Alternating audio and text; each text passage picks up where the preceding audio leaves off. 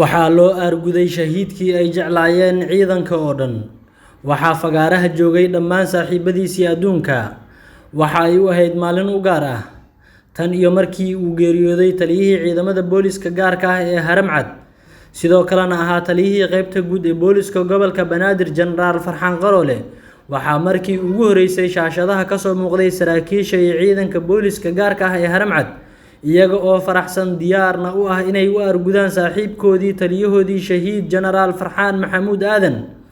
waxa ay u ahayd maalin u gaar ah, waxaana ay sameeyeen taariikh cusub kadib markii ay sameeyeen toogashada ciidanka booliska gaarka ah ee Haramcad. laba ka mid ah dagaalamayaasha ururka Al-Shabaab oo ay maxkamadda ciidamadu dil toogashaha ku xukuntay. waa boggeena Facebook ee Tixraaca Wararka iyo barteena YouTube-ka ee Halbeegga Wararka iyo warbixin gaar ah ee haddii aad nagu cusub tahay nagu soo biir adiga oo muuqaalka like saaraya una share gareynaya saaxiibada si uu dad badan u gaaro. mahadsanid. waa hagaag daawada ugu horeyntii haddii aynu ku bilaawno maxkamadda darajada koowaad ee ciidamada qalabka sida ee Soomaaliya ayaa xukun dil toogashaha waxa ay ku fulisay laba xubnood oo ka tirsanaa dagaalamayaasha Al-Shabaab kuwaasi oo horey maxkamadda ay xukun dilaha ugu riday. labada nin ee maanta la toogtay ayaa waxaa lagu kala magacaabi jiray Shucayb Cabdullaahi Maxamed iyo Saadaq Cabdi Jibaar Cumar, kuwaasi oo lagu helay inay ka mid ahaayeen Al-Shabaab isla markaana ay fuliyeen dilal dhowr ah. sidoo kale waxa ay maxkamaddu shaacisay in ay ku lug lahaayeen dilal qorshaysan oo siyaabo kala duwan uga dhacay magaalada Muqdisho caasimadda Soomaaliya. maxkamadda ciidamada qalabka sida ee Soomaaliya ayaa waxa ay sidoo kale sheegtay in Shucayb iyo Saadaq oo magacyadooda afgarashadu ay kala ahaayeen Axmed iyo Qoono ay Al-Shabaab ka tirsanaayeen ilaa 2014 iyaga oo la soo shaqeeyay horjoogayaal uu ka mid yahay Ilka Case oo isna horey dil toogashaha loogu fuliyay. fagaaraha iskool booliisiya oo lagu tooganayay labadan ruux ayaa waxaa ku sugnaa saraakiil sare oo ka tirsan maxkamadda ciidamada qalabka sida ciidamada ammaanka, gaar ahaana ciidanka booliska gaarka ah ee Haramcad, iyada oo xukunkan ay fuliyeen ama toogashadan ay fuliyeen ciidanka booliska gaarka ah. taliyaha ciidanka booliska gaarka ah ee Haramcad Gaashaanle Cabdixamiid Cabdullaahi Fanax ayaa la arkayay isaga oo hogaaminaya ciidamada Haramcad ee dilka toogashada fulinayay. ciidankan Haramcad ayaa waxa ay u noqotay maanta maalin gaar ah kadib markii ay shaashadaha ka soo muuqdeen muddo kadib, iyaga oo u argudaya generaalkoodii hogaamin jiray Farxaan Qaroole, kaasi oo 30kii Sebtembar ayna dhaaftay ku geeriyooday qarax ka dhacay deegaanka Basra ee gobolka Shabeellaha Dhexe. tan iyo markii xukunka uu la wareegay madaxweyne Xasan Sheekh Maxamuud ayaa waxa uu buugga iyo qalinka isdul saaray isaga oo saxiix ku jiiday dhammaanba dadka maxkamadda ay xukuntay kuwaasi oo dil toogasho ah lagu fulinayo. ciidanka booliska gaarka ah ee Haramcad ayaa tani waxa ay kaga dhigan tahay in ay u argudeen taliyahoodii hore kaasi oo ku geeriyooday qarax ay mas'uuliyadiisu sheegteen ururka Al-Shabaab. toogashooyinka hore oo ay maxkamaddu fulin jirtay ayaa waxaa ka soo muuqan jiray ciidamo isku dhaf ah oo ka kala tirsan qaybaha kala duwan ee ciidanka qalabka sida ee Soomaaliya. toogashadii maanta ayaa sida kaamirooyinka ay soo qabteen isla markaana dad goobjoogayaal ah ay noo xaqiijiyeen waxaa fuliyay kaliya ciidanka booliska gaarka ah ee Haramcad, kuwaasi oo lagu maamusay in toogashadan iyagu si gaar ah ay u fuliyaan. Jenaraal Farxaan Qaroole oo ciidanka booliska gaarka ah ee Haramcad hogaamin jiray ayaa waxa uu ahaa nin howlkar ah isagoo ka soo muuqan jiray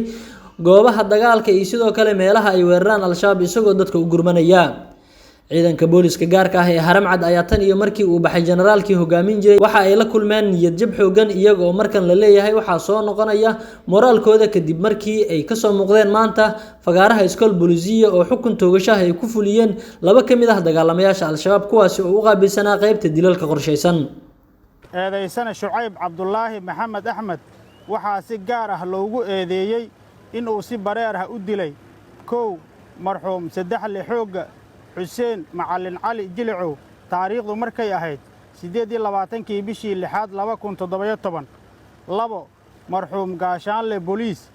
Yuusuf Cabdullaahi Maxamed taariikhdu markay ahayd 9kii bishii 12aad 2017. 3 marxuum Laba Xidigle Booliis Cabdullaahi Ibraahim Xasan Gambar taariikhdu markay ahayd 5tii bishii 5aad 2018.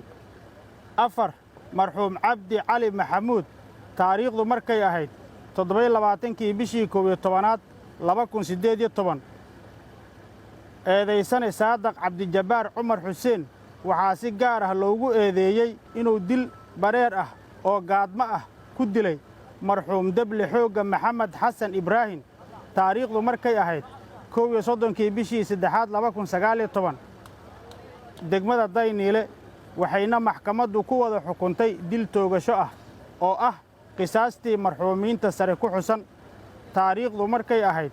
14 bishii 11aad 2019 maanta oo ay taariikhdu tahay 24 bisha 10aad 2022 waxaa lagu fuliyey xukunkii dilka ahaa wabillahi tawfiiq. dhanka kalena kooxo hubeysan oo aan heebtooda la garan ayaa degmada Kaxda xaafad ka tirsan waxa ay ku dileen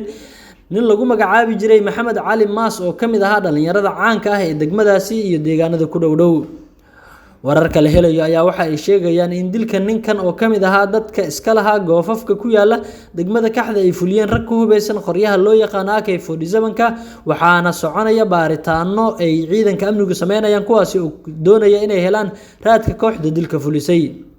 ciidanka booliska degmada Kaxda ayaa gaaray goobta uu dilku ka dhacay waxa ayna ciidamada baaritaano ka sameeyeen